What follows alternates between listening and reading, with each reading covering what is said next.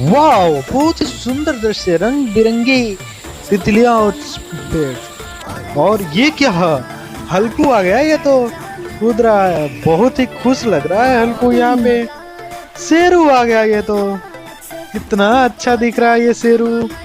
अब इन दोनों की दोस्ती कराते हैं, इन दोनों की दोस्ती हो गई। अब ये दोनों रेस करेंगे और सारे एनिमल्स भी इनके साथ रेस करेंगे। ये बंदर कैसे झूल रहा है। अरे हल्कू और शेरू मिलकर एक हाथी के बच्चे को निकाल रहे हैं, कितना अच्छा काम है। अरे ये दोनों कितने खुश है। टाइगर पे कौन आ गए? अरे बाप रे, कूद रहे हैं ये तो। अरे ये तो शेर और टाइगर पे बैठ गए भाई। और ये देखिए इतना छोटा बच्चा मछलियों से खेलता हुआ, कितना अच्छा लग रहा है।